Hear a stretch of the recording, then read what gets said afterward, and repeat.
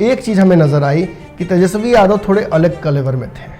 उन्होंने भाजपा की ना तो चर्चा की और ना ही भाजपा के किसी भी कॉल ऑफ एक्शंस का उन्होंने चर्चा की। उन्होंने कहीं ना कहीं नेता प्रतिपक्ष के तौर पर अपनी भूमिका निभाई, लेकिन इन सारे बंदूक की गोलियों का निशाना नीतीश कुमार के ऊपर ही था। अब जो नया विधानसभा का निर्माण होगा चुनाव के बाद, उसी में अब बैठक फिर से होगी। इस साल इन दोनों की सदन में ये आखिरी मुलाकात थी और इसका पूरा फायदा तेजस्वी यादव ने उठाया है। नीतीश कुमार की जितनी भी नाकामियां रही हैं सरकार की इस पूरे कार्यकाल के दौरान, उन्होंने उन सारी नाकामियों का जिक्र किया, बकायदा सबूत के साथ।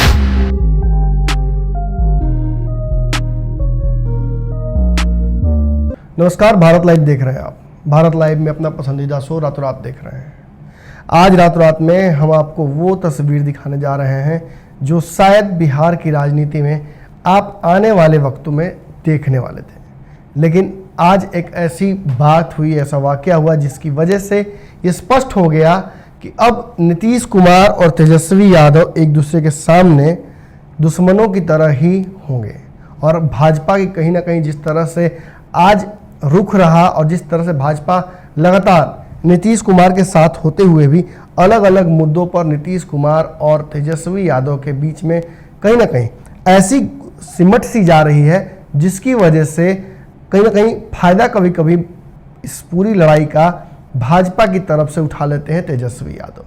आपको पता होगा कि बिहार में चुनाव को लेकर जो कवायद शुरू है उसके चलते विपक्ष की एक मीटिंग हुई थी, जिसके बाद चुनाव आयोग को अलग अलग तरीके से अलग अलग समय पर अलग अलग गुटों में जाकर विपक्ष ने, जो साझा विपक्ष है बिहार का, वो जाकर चुनाव आयोग से मिलता है और वो कहता है कि वक्त पर चुनाव कराने के लिए क्या तैयारियां हैं, और उसके अलावा कुछ सजेशंस भी अपने देता है और कई हद तक ये भी बात कह देता है कि अगर हो सके तो वक्त पर चुनाव ना कराया जाए, ताकि इससे कहीं ना कहीं वर्चुअल रैली करके जो जदयू और भाजपा है दोनों सरकारें हैं और इसकी वजह से उनको फ़ायदा हो सकता है।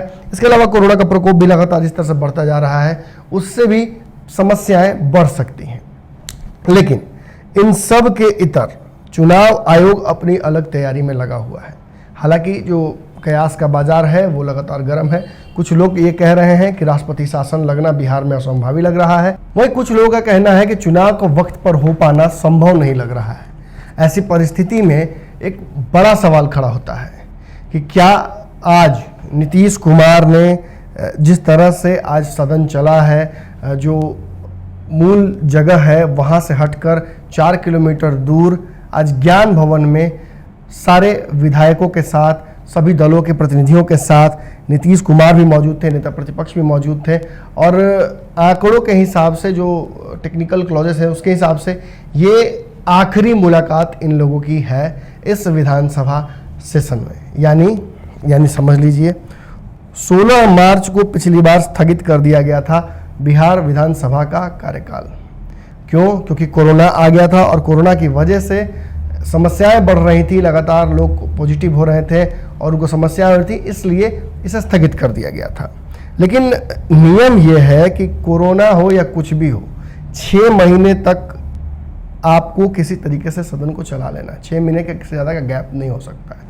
अब समस्या ये थी कि 16 सितंबर को 6 महीना पूरा हो रहा था, लेकिन सितंबर तक चुनाव आयोग ने घोषणा कर देनी है चुनाव की, या तो चुनाव टाल दिए जाएंगे और राष्ट्रपति शासन लगा दिया जाएगा, या चुनाव वक्त पर होंगे तो उसको लेकर भी अध्यादेश जारी हो जाएगा।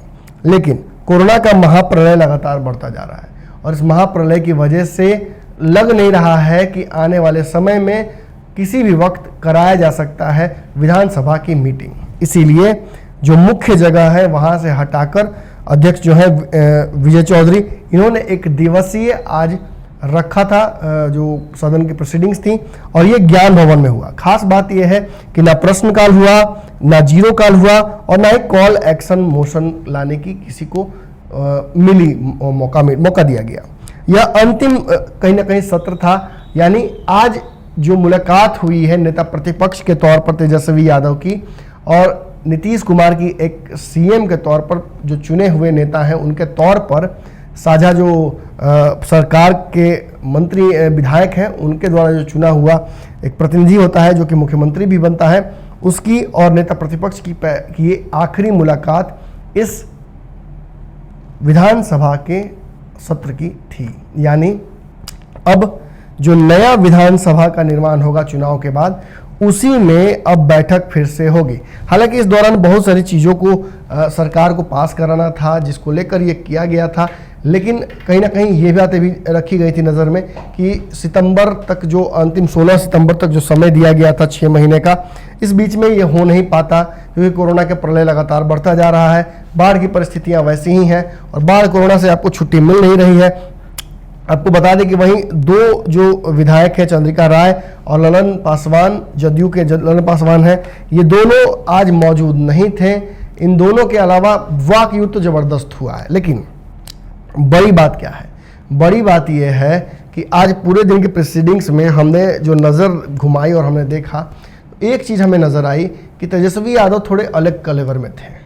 उन्होंने भाजपा की ना तो चर्चा की और ना ही भाजपा के किसी भी कॉल ऑफ एक्शंस का उन्होंने चर्चा किया। लेकिन उन्होंने क्या किया?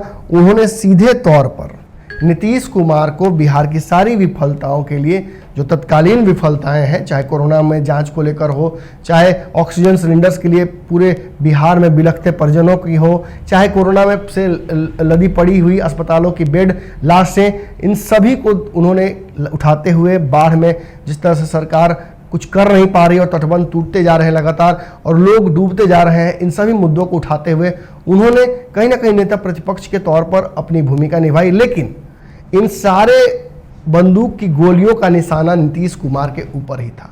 हालांकि इतना ही नहीं था, कहीं ना कहीं जिस तरीके से तेजस्वी यादव ने आज जो बातें कही, उसमें भाजपा को जिस तरह से इस्तेमाल किया, मतलब इस्तेमाल इन द सेंस कि उन्होंने केंद्र सरकार के बारे में, आपको पता होगा कुछ दिनों पहले जब विपक्ष ने ये मांग की थी कि चुनाव आयोग एक ऐसी कमेटी को बिहार भेजे और जो पूरी बिहार में स्थितियां हैं उसका जायजा लें। उस दौरान मैंने आपको पंचनामा के दौरान खबर बताई थी और एक्सक्लूसिव खबर थी हमारी वो, कि कैसे एक हाई लेवल मीटिंग हुई, जो बुद्धिजीवी वर्ग के लोग हैं अलग अलग पार्टियों के, वो दिल्ली में मिले और उन्होंने चुनाव आयोग को बहुत तरीके से घेरा था।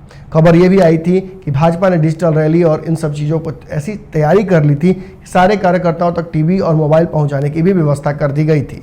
अब इसमें कहीं ना कहीं भाजपा से पार पाना बाकी पूरे विपक्ष के लिए उतना आसान नहीं होगा, इसीलिए उन्होंने डिजिटल एक्सपेंसेस को कम करना, साथ ही साथ चुनाव को लेकर जो माहौल बना हुआ है कोरोना काल के दौरान, इसको भी संयमित तरीके से सोचना और कितने लोगों को एक बूथ पर वोट कराया जाएगा, इन सब की नियमितताओं को बना लेना, जो पोस्टल बैलेट है उसको लेकर कानून दुरुस्त कर लेना और ये सारी तैयारियों को इस आधार पर जज करना कि आखिर कोरोना के इस काल में कितना निष्पक्ष हो पाएगा चुनाव। इन सभी तैयारियों को लेकर विपक्ष ने जो एक मांग रखी थी, उस पर आपको पता होगा कि बिहार एक कमेटी आई थी जिसमें खुद स्वास्थ्य विभाग के लव अग्रवाल भी थे। अब आप समझ लीजिए, जब वो यहाँ आए और उन्होंने यहाँ आने के बाद इस कमेटी ने NMCH और बिहार के जितने भी जहाँ जहाँ तक वो पहुँच पाए अस्पतालों को देखा। उन अस्पतालों को देखने के बाद जो बातें उन्होंने कही थी, उसमें साफ तौर पे ये बात समझ में आ रही थी कि भाजपा सरकार के रहते हुए भी जो सरकार के नुमाइंदे हैं जो आते हैं बिहार में, वो बिहार के बारे में जो बातें जाकर बताते हैं वो काफ़ी दर्दनाक थी और ये साबित करती थी कि चुनाव वक्त पर नहीं हो सकता है। हॉस्पिटल्स की जो हालात थी, जिस तरह से लोगों की लाशें हॉस्पिटल में पड़ी हुई थी, जिस तरह से जो स्वास्थ्य व्यवस्था है बिहार का वो चरमरा रहा था कोरोना के इस प्रकोप के अंदर, ये सारी चीज़ें चर्चा का विषय थी। खास तौर पे तेजस्वी यादव ने इस पूरे प्रसंग को इसी तरीके से रखा और बताया कि वो लोग जो आए थे वो सरकार का हिस्सा है, केंद्रीय सरकार का हिस्सा है, जिस सरकार को भाजपा लीड करती है और उस सरकार के लोगों का भी ये कहना था कि बिहार की जो व्यवस्था है कोरोना को लेकर, जो तैयारियां हैं वो बिल्कुल नाकाफी है। बिहार के में ऐसा लगता है जैसे कोई नेता है ही नहीं जो कि बिहार को चुना हुआ नेता जो कि बिहार को चला रहा हो। बिहार में सरकारी व्यवस्था है, सरकारी अस्पताल इस तरीके से चल रहे हैं जैसे लगता है कि उनके ऊपर कोई प्रोटोकॉल ही नहीं है और बिहार के बाकी जिलों की बात करें जहां पर कोरोना तेजी से फैल रहा है, वहां लोगों में जागरूकता फैलाने तक की ही व्यवस्था सरकार ने नहीं की है। होम आइसोलेशन हो या आइसोलेशन कैंप्स, इन सब को लेकर सरकार काफी ढुलमुल है। ये बातें खुद उस रिपोर्ट में कही गई हैं। अब समझ लीजिए, तेजस्वी यादव ने इस कहीं ना कहीं भाजपा के द्वारा बने हुए रिपोर्ट को ही, भाजपा की सरकार के द्वारा बने हुए रिपोर्ट को ही, मोदी सरकार की रिपोर्ट को ही खुद उठाकर नीतीश कुमार के सामने रख दिया, यानी सीधे तौर पर भाजपा के कंधे पर बंदूक रखकर नीतीश पर हमला कर लिया। देखिए, कहीं ना कहीं ये आखिरी भिड़ंत जिस मूल रूप में ये दोनों हैं, हो सकता है कि ये दोनों की आखिरी भिड़ंत हो जिस पोस्ट पर ये अभी हैं।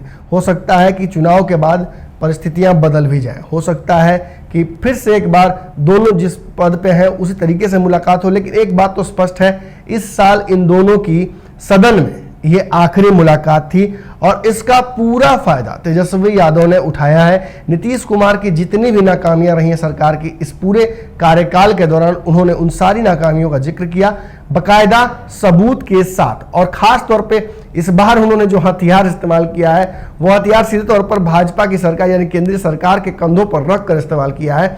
जो आंकड़े नीति आयोग के हैं, उन आंकड़ों को ही सामने रखा है और बिहार कितना फिसड्डी है ये उन्होंने बताया है। बार बार वो ये भी बात कह रहे थे कि 15 साल का रट लगाए रहते हैं नीतीश कुमार जी। अब तो आपके भी 15 साल पूरे हो गए हैं और अब आपके 15 साल खत्म भी हो गए हैं। अब आप क्या जवाब दीजिएगा? क्या हमारे 15 साल से कंपेयर कर देने से आपको जनता वोट दे देगी? आपको मिला था जो बिहार जिस स्थिति में, उस बिहार को आप बहुत उन्नत कर सकते थे। आपके पास संभावनाएं असीमित थी, लेकिन इन सारी संभावनाओं को आपने नगण्य कर दिया और पूरा फोकस आपका चुनाव और राजनीति पर ही और कुर्सी प्राप्त करने तक ही रहा। इसके अलावा उन्होंने और भी हमले किए। खास बात यह रहा कि उनके पूरे हमले के दौरान वो एक अलग कलेवर में दिखे। अब तक जो बातें वो कहते थे उन बातों को बहुत ज़्यादा तथ्यों से बैक नहीं करते थे, लेकिन आज उन्होंने जिस तरह से कागज पलट कर और नए नए जो प्रसंग हैं वो लाए और उन प्रसंगों को कहीं ना कहीं जो सरकारी आंकड़े हैं, जो केंद्र सरकार के आंकड़े हैं, उन्हीं आंकड़ों के आधार पर बिहार को और नीतीश कुमार को, खासतौर पर नीतीश सरकार की कार्यशैली को उन्होंने कटघरे में खड़ा किया। और जो कहा जा सकता है कि एक बड़ी सीरीज होती है किसी दो टीमों के बीच में, तो अंतिम जो मैच होता है, चाहे सीरीज बराबरी पर रहा हो या कुछ भी हुआ, अंतिम मैच बड़ा इंपॉर्टेंट हो जाता है। आज कहीं ना कहीं ये अंतिम मैच था नेता प्रतिपक्ष और सीएम के बीच, और इन दोनों की जिस तरह से तू मैं होनी चाहिए थी लेकिन हुई नहीं। नीतीश कुमार ने जवाब नहीं दिया, उनकी जगह पर मंगल पांडे खड़े हो गए और बाद में सुशील मोदी ने भी बोला। इन लोगों की जिस तरह से आपस में गुफ्तगू हुई, ये साबित करता है कि कहीं ना कहीं तेजस्वी यादव बहुत कॉन्फिडेंट है। आगे चल के जो मुद्दे हैं खासतौर पर नीतीश सरकार के, वो वर्तमान मुद्दे, कोरोना चुनाव तक खत्म नहीं होने जा रहा है। चाहे वैक्सीन भी बिहार में आ जाए तो वैक्सीन को पहुंचाने का जन जन तक बिहार सरकार के पास कोई स्कीम ऑफ थिंग्स नहीं है। इस हिसाब से चुनाव तक कोरोना का प्रकोप रहेगा ही। बाढ़ की जो स्थिति है, बिहार के लगभग 18-19 जिलों में बाढ़ का प्रकोप प्रलय मचाए हुए है। इन सभी को खत्म होते होते 20 सितंबर तक का समय लग जाएगा और इस सभी के बीच सीधे तौर पर तेजस्वी यादव के पास वो मुद्दे आ गए हैं जिन मुद्दों के तहत वो नीतीश कुमार को कड़ा झटका दे सकते हैं। तो आज रातों रात में इतना ही। बहुत जल्दी खबरों का पूरा सिलसिला शुरू हो जाएगा। आज पूरे दिन बहुत बड़ी बड़ी घटनाएं होंगी, इन घटनाओं पर हमारी नज़र होगी। आपकी नज़र भारत लाइव पर होनी चाहिए और लगातार जो खबरों का सिलसिला है वो जारी रहेगा, इसलिए आप इस चैनल को सब्सक्राइब कर लीजिएगा, तो खबरें आपको लगातार मुफ्त में मोबाइल पर मिलती रहेंगी। धन्यवाद।